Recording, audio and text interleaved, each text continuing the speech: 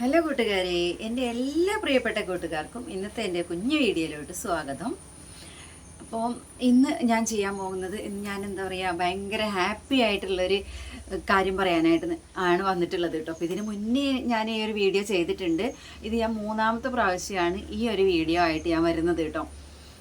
വേറെ ഒന്നുമല്ല, 1212 എന്നൊരു ഏഞ്ചൽ നമ്പറിൻ്റെ വീഡിയോ ആയിട്ടാണ് ഞാൻ വീണ്ടും വന്നിട്ടുള്ളത്.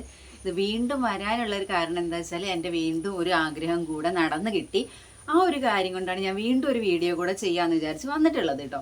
അപ്പം വീഡിയോ കാണാത്ത കൂട്ടുകാരെങ്കിലും ഉണ്ടെന്നുണ്ടെങ്കിൽ ഞാൻ പുതിയൊരു വീഡിയോ ചെയ്യുമ്പോൾ നിങ്ങൾക്ക് കാണാൻ പറ്റുമല്ലോ എന്നും കൂടെ വിചാരിച്ചിട്ടാണ് കേട്ടോ. അപ്പോൾ നമുക്ക് നേരെ വീഡിയോയിലോട്ട് പോകാം. അപ്പോൾ അതിന് വേണ്ടിയിട്ടുള്ള ഞാൻ ചെയ്യുന്ന കാര്യങ്ങളും അതിന് നിങ്ങൾ ചെയ്യേണ്ട കാര്യങ്ങളും ഒക്കെയാണ് ഇന്നത്തെ വീഡിയോയിൽ ഞാൻ പറഞ്ഞു പോകുന്നത് കേട്ടോ. അപ്പോൾ ആദ്യം 2 പ്രാവശ്യം ഞാൻ ചെയ്തിട്ടുണ്ടായിരുന്നു. അപ്പം അതിൽ ഞാൻ അന്ന് ചെയ്തതും എനിക്ക് റിസൾട്ട് കിട്ടിയിട്ടുള്ള ഒരു കാര്യം വെച്ചിട്ട് തന്നെയായിരുന്നു കേട്ടോ.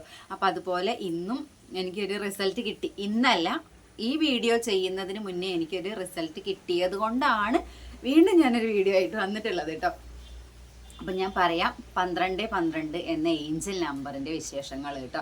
അപ്പോൾ നിങ്ങൾ ചെയ്യാത്ത ആരെങ്കിലും ഉണ്ട് എന്നുണ്ടെങ്കിൽ, വിശ്വാസം അർപ്പിച്ചിട്ട് ചെയ്യുകയാണ് എന്നുണ്ടെങ്കിൽ തീർച്ചയായിട്ടും ഫലം കിട്ടുമെന്ന് എനിക്ക് വീണ്ടും വീണ്ടും അത് ബോധ്യപ്പെട്ടുകൊണ്ടിരിക്കുകയാണ് കേട്ടോ.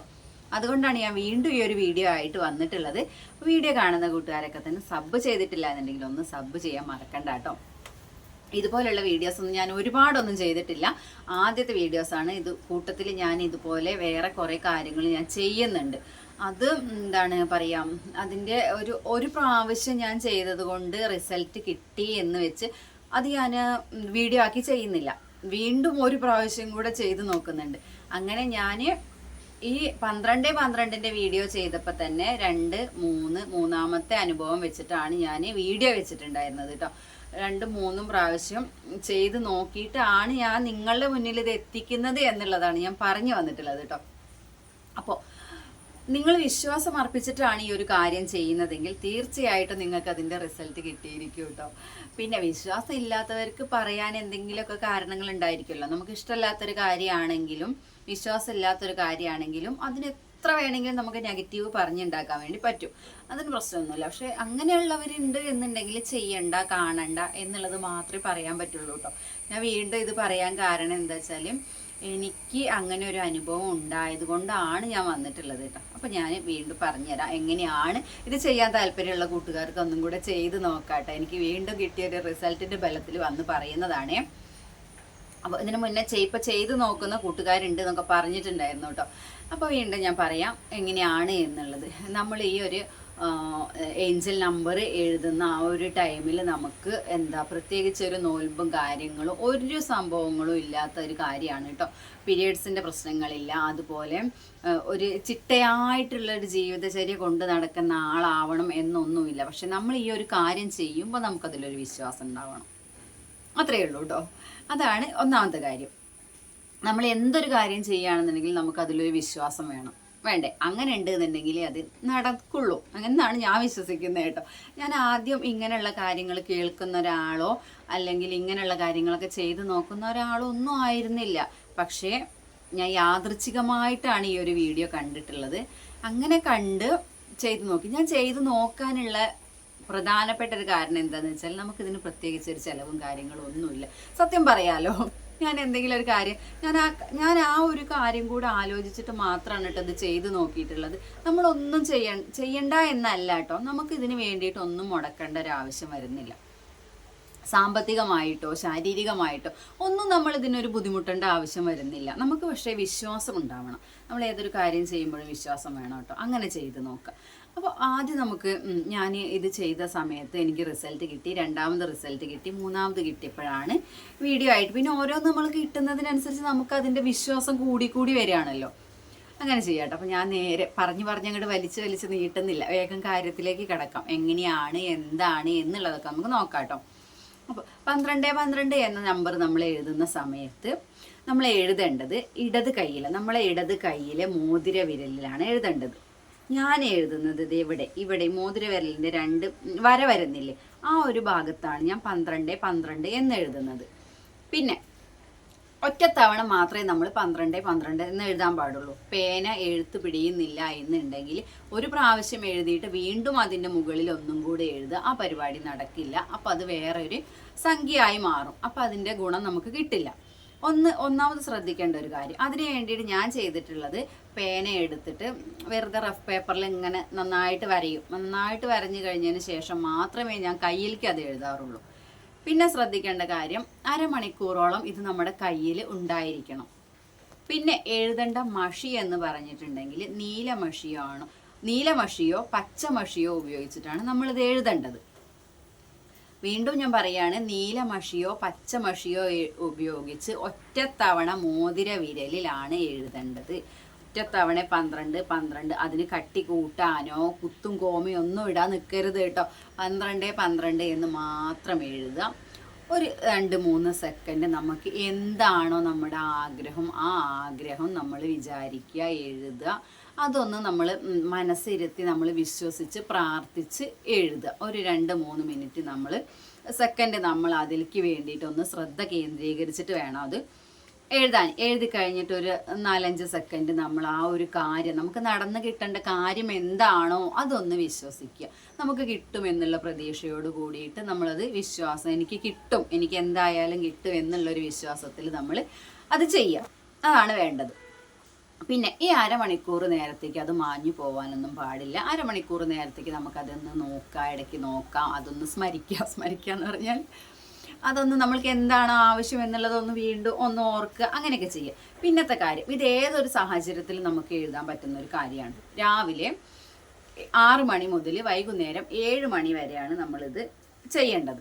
ഈ ഒരു സമയത്തിൻ്റെ ഉള്ളിൽ എപ്പോൾ വേണമെങ്കിലും നിങ്ങൾക്കിത് ചെയ്യാം. ഒരു ദിവസം രാവിലെ ചെയ്തു എന്ന് വിചാരിച്ച് പിറ്റേ ദിവസം നമ്മൾ രാവിലെ തന്നെ ചെയ്യണമെന്നില്ല. വൈകുന്നേരം ഉച്ചയ്ക്ക് ഒക്കെ ആയിട്ട് നമുക്കിത് ചെയ്യാം. ഈ രാവിലെ 6 മണി മുതൽ വൈകുന്നേരം 7 മണി വരെയുള്ള സമയത്തിൽ നിങ്ങൾക്ക് എപ്പോഴാണോ എഴുതാൻ പറ്റുന്ന ഒരു സാഹചര്യം നിങ്ങളുടെ ദിവസത്തിൽ ഉള്ളത് എന്ന് വെച്ചാൽ ആ ഒരു ടൈമിൽ എഴുതുക. പിന്നെ മറന്നു പോവാതിരിക്കണമെന്നുണ്ടെങ്കിൽ, മറന്നു പോകും, സ്വാഭാവികമായിട്ടും മറന്നു പോകും. ഞാനും മറന്നു പോയിട്ടുണ്ട്. അങ്ങനെ മറന്നു പോയിട്ടുണ്ട്, വിട്ടുപോയിട്ടുണ്ട് എന്നുണ്ടെങ്കിൽ പിന്നെ നമ്മളത് വീണ്ടും ചെയ്യുമ്പോൾ ഒരാഴ്ച കഴിഞ്ഞിട്ട് വേണം ചെയ്യാൻ. 7 ദിവസം കഴിഞ്ഞിട്ട് വേണം നമ്മൾ പിന്നെ വീണ്ടും അത് തുടങ്ങാൻ വേണ്ടിയിട്ട്. പിന്നെ പിറ്റേ ദിവസം വീണ്ടും പോയി തുടങ്ങരുത്. പിന്നെ മറന്നു പോവാതിരിക്കാനുള്ളൊരു ടിപ്പ്, ഫോണിൽ അലാറം വെക്കുക, അങ്ങനെ എന്തെങ്കിലും സെറ്റ് ചെയ്ത് വെക്കുക. നിങ്ങൾക്ക് എങ്ങനെയാണോ അത് ഉള്ളതെന്ന് വെച്ചാൽ അങ്ങനെ എഴുതി വെക്കുക. പിന്നെ ഇത് തുടർച്ചയായിട്ട് 21 ദിവസമാണ് നമ്മൾ എഴുതേണ്ടത്. നമ്മളെ ആഗ്രഹം 21 ദിവസത്തിൻ്റെ ഉള്ളിൽ സാധിച്ച് കിട്ടിയാലും നമ്മളിത് 21 ദിവസം കംപ്ലീറ്റ് ആയിട്ട് എഴുതണം. കാരണം നമ്മളെ ആഗ്രഹം നടന്ന് കിട്ടി, ഇനി ഞാനിത് എന്തിനാണ് എഴുതുന്നത് എന്നുള്ളത് വിചാരിക്കരുത്. നമ്മളിതിൽ നമുക്കത് കിട്ടി, അപ്പോൾ കിട്ടിയല്ലോ എന്നുള്ളൊരു സന്തോഷം, ഒരു സംതൃപ്തിയൊക്കെ ഉണ്ടാവില്ല. അത് വെച്ചിട്ട് നമുക്കിത് എഴുതാം. വേണ്ട നമുക്കത് 21 ദിവസം പൂർത്തിയാക്കിയിട്ട് എഴുതുക. ഇല്ല എന്നുണ്ടെങ്കിൽ നിങ്ങൾ എന്താണെന്ന് വിചാരിക്കും, ഞാൻ എൻ്റെ ആഗ്രഹം സാധിച്ച് കിട്ടി, ഇനിയിപ്പോൾ ഞാനത് മൈൻഡ് ചെയ്യേണ്ട ആവശ്യമില്ല എന്നൊക്കെ വിചാരിച്ചിട്ടുണ്ടെന്നുണ്ടെങ്കിൽ ഇത് നമുക്ക് ഒരു പ്രാവശ്യം കിട്ടിയില്ലേ, എന്തായാലും മനുഷ്യനാണ്, വീണ്ടും ഇത് ചെയ്തു നോക്കും, ഇല്ലേ? അപ്പം നടക്കുമോ? ഇല്ല, സ്വാഭാവികമായിട്ടും ഇല്ല. നമ്മളൊരു കാര്യം പൂർത്തിയാക്കാതെ ചെയ്തു, അപ്പോൾ അടുത്ത പ്രാവശ്യം നടക്കണം എന്നില്ല. പിന്നെ ഇത് ആഗ്രഹിച്ചിട്ട് നമ്മൾ എഴുതിയിട്ടും ഇതൊന്നും നടന്നില്ലല്ലോ എന്ന് പറയാൻ കുറേ ആൾക്കാരുണ്ടായിരിക്കും. പക്ഷെ നിങ്ങൾ ആഗ്രഹിച്ചിട്ട് തന്നെയാണോ ഇത് ചെയ്തിട്ടുണ്ടാവുക എന്നുള്ളത് എനിക്ക് ഉറപ്പില്ല. കാരണം ഞാൻ ആഗ്രഹിച്ച് ചെയ്തു, എനിക്ക് കിട്ടി. ഞാൻ വിശ്വസിച്ച് ചെയ്തു, എനിക്ക് കിട്ടി. പിന്നെ നമുക്ക് തടസ്സങ്ങൾ ഒരുപാട് വരും. ഒരു ദിവസം മറന്നു പോകുന്നതൊക്കെ ഇതിൻ്റെ തടസ്സങ്ങൾ തന്നെയാണ്. നമ്മളൊരു കാര്യത്തിന് വേണ്ടി മുന്നിട്ട് ഇറങ്ങുമ്പോൾ നമുക്ക് ഉണ്ടാവുന്ന തടസ്സങ്ങൾ തന്നെയാണ് അതൊക്കെ. മറന്നു പോകുന്നത്, പേന എഴുതാണ്ടിരിക്കുന്നത്, സാഹചര്യങ്ങൾ അനുകൂലമല്ലാതെയായി വരുന്നത്, അതൊക്കെ കുറച്ച് ബുദ്ധിമുട്ടുകൾ നമ്മൾ എന്ത് കാര്യങ്ങൾ ചെയ്യുമ്പോഴും ഉണ്ടായിരിക്കും. പക്ഷെ അതൊക്കെ നമ്മളൊന്ന് എന്താ പറയുന്നത്, എനിക്ക് കിട്ടേണ്ട കാര്യമാണ്, അങ്ങനെയുള്ളൊരു തോന്നലൊക്കെ എടുത്തിട്ട് വേണം നമ്മളിത് ചെയ്യാൻ. പിന്നെ നിങ്ങളിത് ചെയ്യുമ്പോൾ പ്രത്യേകിച്ച് നിങ്ങൾക്ക് എന്താണ് ഒരു ബുദ്ധിമുട്ടോ കാര്യങ്ങളോ ഇല്ലാത്തൊരു കാര്യമല്ലേ ഇത്. അതിന് പ്രത്യേകിച്ച് നിങ്ങൾ വേറെ ഒന്നും ചെയ്യേണ്ട ഒരു ആവശ്യമില്ല. നിങ്ങൾക്ക് വിശ്വാസമാണ് വേണ്ടത്. പിന്നെ ഒരു അരമണിക്കൂർ ജീവിതത്തിൽ നമുക്ക് മാറ്റി വെക്കണം എന്ന് പറയാൻ പറ്റില്ല. നമുക്ക് ജോലികൾ ചെയ്യാം. ഇത് കയ്യിൽ എഴുതിയെന്ന് വിചാരിച്ചിട്ട് ഒന്നും ചെയ്യാണ്ടിരിക്കേണ്ട ആവശ്യമില്ല. നിങ്ങൾക്ക് ജോലികൾ ചെയ്യാം. പക്ഷേ ഇത് കയ്യിൽ നിന്ന് മാഞ്ഞു പോകരുത്. ഇത് എഴുതിയതിന് ശേഷം പോയിട്ട് അലക്കാനൊക്കെ നിന്നിട്ടുണ്ട് എന്നുണ്ടെങ്കിൽ അത് മാഞ്ഞു പോകും, സ്വാഭാവികമായിട്ടും മാഞ്ഞു പോകും. അപ്പോൾ ആ ഒരു പണികളൊക്കെ ഒന്ന് മാറ്റി വെച്ചതിന് ശേഷം നമുക്കിത് ചെയ്യാവുന്നതേ ഉള്ളൂ. പിന്നെ സമയം, എൻ്റെ ഒരു സമയം എന്ന് പറഞ്ഞിട്ടുണ്ടെങ്കിൽ ഞാൻ 2-3 രീതിയിൽ ഞാൻ ചെയ്തിട്ടുണ്ട്. എന്ന് വെച്ചാൽ വൈകുന്നേരം നമുക്കൊരു വിശ്വാസം ഉണ്ടാവില്ല, ഈ ഒരു സമയത്ത് നമുക്ക് ചെയ്യാം, ഈ ഒരു സമയത്ത് എനിക്ക് നല്ലൊരു സമയമാണ്. ഇപ്പോൾ ചില ആളുകളെ സംബന്ധിച്ച് നോക്കുമ്പോൾ സന്ധ്യാസമയം, നാമം ചൊല്ലുന്ന സമയം ഒക്കെ അല്ലേ. അപ്പോൾ എന്നെ സംബന്ധിച്ച് ഞാൻ ഒരു പ്രാവശ്യം തിരഞ്ഞെടുത്തത് ആ ഒരു ടൈമാണ്, നാമം ചൊല്ലുന്ന സമയം, സന്ധ്യാസമയം, വിളക്ക് വെക്കുന്ന സമയം, അങ്ങനെയൊക്കെ ഉണ്ടാവില്ലേ. ഇനിയിപ്പോൾ ഞാൻ എൻ്റെ ഒരു ഇത് വെച്ച് പറയുകയാണെന്നുണ്ടെങ്കിൽ ഈ പള്ളിയിൽ ബാങ്ക് കൊടുക്കുന്ന സമയം, നിസ്കരിക്കുന്ന സമയം, അങ്ങനെയൊക്കെ ഉണ്ടാവില്ലേ. ആ ഒരു ടൈമിലൊക്കെ ചിലവർക്കൊരു തൃപ്തി ഉണ്ടാവും ആ ഒരു ടൈമിൽ ചെയ്യുമ്പോൾ ഇല്ലേ. എനിക്കുണ്ടായിരുന്നു. ഞാൻ ഒരു പ്രാവശ്യം ചെയ്തത് സന്ധ്യാസമയത്താണ് ചെയ്തിട്ടുണ്ടായിരുന്നത്. 6 മണിക്കാണ് ഞാൻ ചെയ്തിട്ടുള്ളത്. 6 മണി മുതൽ 6:30 വരെയാണ് ചെയ്തിട്ടുള്ളത്. അതിൽ ഞാൻ നോക്കിയിട്ടുള്ള ഒരു കാര്യം എന്താണെന്ന് വെച്ചാൽ, ഈ ഒരു സമയത്ത് സന്ധ്യാനാമം ചൊല്ലണ സമയമാണ്, നമ്മൾ വിളക്ക് വെച്ച് പ്രാർത്ഥിക്കുന്ന ആ ഒരു ടൈമാണ്. ആ ഒരു ടൈം അങ്ങനെ ചെയ്തു. പിന്നെ അതിൽ വേറൊരു കാര്യം എന്താ വെച്ചാൽ, ഈ സമയത്ത് ഞാൻ വേറെ ഒന്നും കാര്യമായിട്ട് അങ്ങനെ ചെയ്യാൻ പോകാറില്ല. കാരണം നാമം ജപിക്കുന്ന ഒരു ടൈം ആയതുകൊണ്ട്, മക്കൾ നാമം ജപിക്കുന്ന ഒരു ടൈമാണ് കേട്ടോ. അപ്പോൾ ആ ഒരു ടൈമിൽ നമുക്ക് എന്നെ സംബന്ധിച്ചൊരു വിശ്വാസം ഉള്ളൊരു സമയം കൂടെയാണ് കേട്ടോ. ബാക്കിയുള്ളതൊന്നും കുഴപ്പമാണ് എന്നല്ല.